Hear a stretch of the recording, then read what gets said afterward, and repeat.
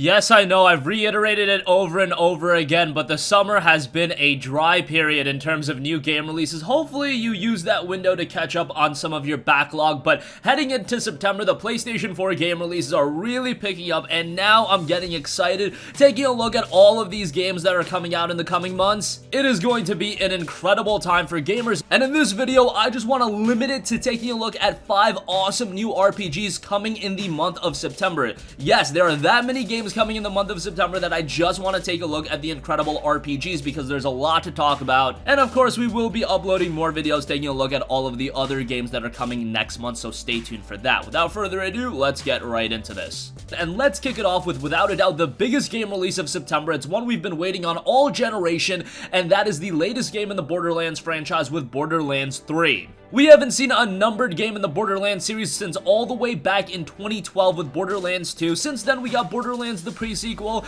but that wasn't anything to write home about. It wasn't necessarily a new game. Borderlands 3, all these years later, it's coming out on a new console towards the end of the PlayStation 4's life cycle, which is kind of incredible. But it's gonna share the same gameplay that you know and love. It's a loot-driven first-person shooter. You play either alone or with a party of up to 4 people, and Borderlands, generally speaking, has been considered a cooperative experience, but I've played the past Borderlands titles and I've had a great time with them, whether it be playing with a couple of friends, whether it be playing alone. I feel like you can get a great experience either way. But if you're picking up the game and have a couple of friends to play with, obviously do play it co-op, and you'll have a blast doing so. It's gonna share the same core loop with previous games around taking on missions, defeating enemies, obtaining loot from fallen foes. That includes a lot of guns, and that means a lot of variety in how you play. And of course, you do have 4 different Vault Hunters to play as, and that, generally speaking, also does lend the game to be a little replayable. And with Borderlands 3, expect a lot of updates coming to the game, and expect this to be a game that is going to be supported in the long term. And while the game starts on the planet Pandora, the player early on gains access to a spacecraft, Sanctuary 3, and that is going to serve as a central hub between missions and used to set destinations for new planets where possible vaults have been identified.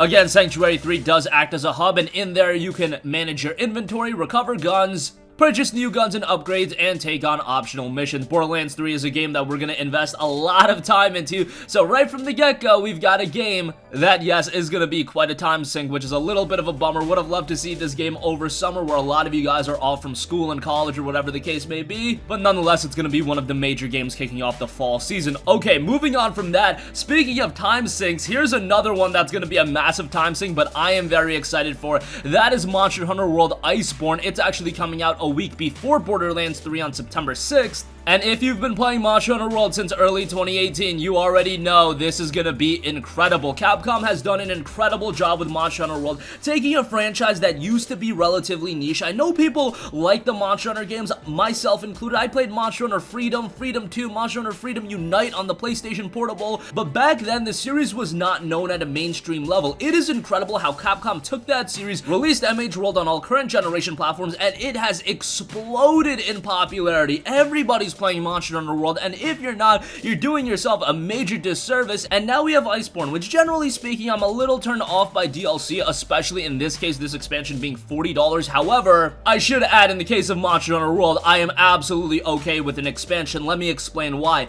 Capcom released Monster Hunter World back in early 2018 for $60. Since then, they have released update after update, adding content, adding missions, adding stuff to do, absolutely free. They haven't asked a cent from you, and now they're releasing a major expansion. And when I say major, let me emphasize the word major, because it is adding a ton of new stuff. All new hunting mechanics, all 14 weapon types have new moves and combos.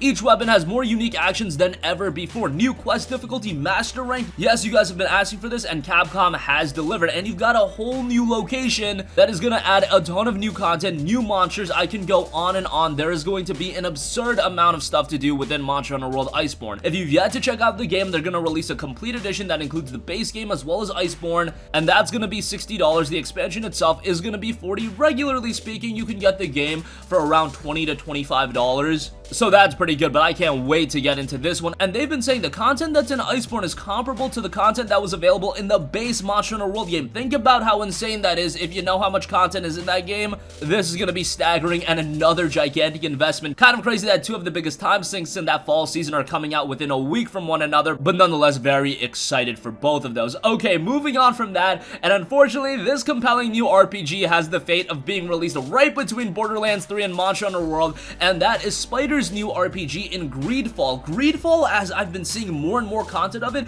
it is a game that is captivating me more and more. Again, I think that release date is really gonna hinder the game. I think it's unfortunate it's being released on that day because people are gonna be invested into MH World. Then you've got Borderlands 3 right after. GreedFall is being released on September 10th, but hey, what can you do? You gotta push out the game when it is ready, and with GreedFall, it's gonna be ready on September 10th. The game touts to engage in a core role-playing experience and forge the destiny of a new world seeping with magic and filled with riches, lost secrets, and fantastic creatures. With diplomacy, deception, and force, become part of a living, evolving world, influence its course, and shape your story. Now, Spiders again has done some RPGs in the past, and I'm not going to say their RPGs have blown us away. However, they have had interesting premises. I point to a game like the Technomancer. I thought that was a rather underrated game, and I think with GreedFall, it might be their next step in creating an incredible RPG. I think they're almost there, and if they could just break through that proverbial glass ceiling, I think GreedFall could turn out to be a really great game, and them as a studio, this could be the title that really establishes them as long as it turns out to be a quality product.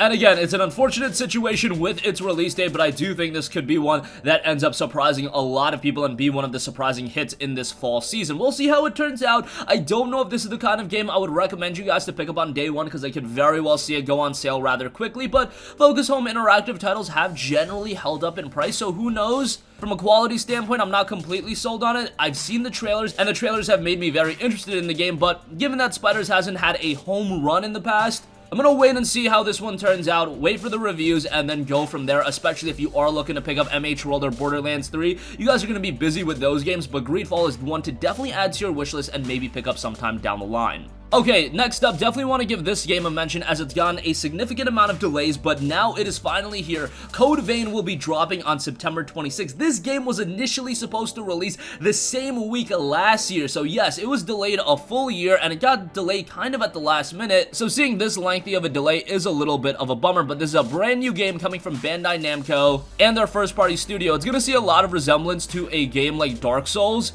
At least that's the imperative point that's been driven home, and from a combat standpoint, I can definitely see some similarities. Do expect it to be rather challenging. It does have that anime-oriented art style that's definitely going to appeal to some people and maybe turn off some others, but it also does look mature in the same sense. I mean, it is rated M after all. The game is set in the not-too-distant future. A mysterious disaster has brought the collapse of the world as we know it. Towering skyscrapers, once symbols of prosperity, are now lifeless graves of humanity's past, pierced by the thorns of judgment. At the center of the destruction lies a hidden society of revenants called Vane. This final stronghold is where the remaining few fight to survive, blessed with gifts of powers in exchange for their memories and a thirst for blood. You'll give into the bloodlust throughout the game, and that will give you power. Code Vein finally will be dropping on September 27th.